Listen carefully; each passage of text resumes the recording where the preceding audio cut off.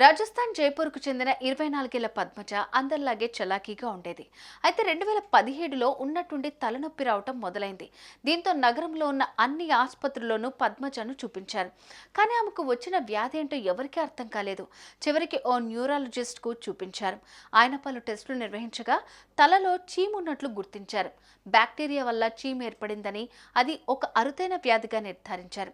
వెంటనే ఆపరేషన్ చేయాలని పద్మజ తల్లిదండ్రులకు సూచించారు. వైద్యుడు చెప్పినట్లుగా పద్మజకు శస్త్రచికిత్స చేశారు.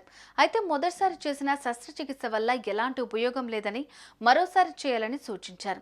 40 రోజుల్లో రెండోసారి ఆపరేషన్ చేశారు వైద్యులు. అలా 4 నెలల్లో మొత్తం 5-6 సార్లు మెదడు శస్త్రచికిత్సలు జరిగాయి.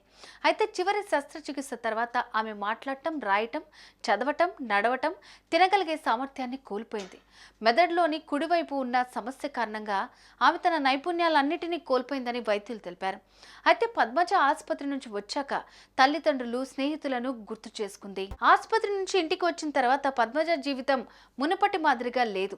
ఎందుకంటే ఎలా తినాలో, ఎలా నడవాలో, ఎలా మాట్లాడాలో మర్చిపోయింది. అటువంటి పరిస్థితిలో ఆమె తండ్రి ఏడాది పాటు సెలవు పెట్టారు. ఏబిసిడీలు సహా అన్ని నేర్పించారు. అటు పద్మజకు కుటుంబ సభ్యులు కూడా సహకరిస్తున్నారు. అయితే సినిమాలు, ఫోటోగ్రఫీ పట్ల తనకు చాలా ఇష్టమని పద్మజ చెప్పింది. కానీ వ్యాధి కారణంగా అన్ని మర్చిపోయానని, అనారోగ్యం నుంచి కోలుకున్న తర్వాత మరోసారి నేర్చుకుంటానని తెలిపింది. మొత్తంగా తన కుటుంబ సభ్యుల మద్దతుతో ఆమె 7 సంవత్సరాల్లో ఈ సామర్థ్యాలను తిరిగి నేర్చుకుంది.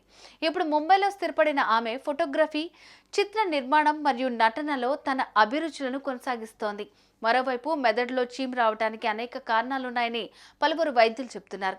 కొన్నిసార్లు దంతాలు, ముక్కు లేదా చెవుల నుంచి ఇన్ఫెక్షన్ తలకు వ్యాపిస్తుందని తెలిపారు.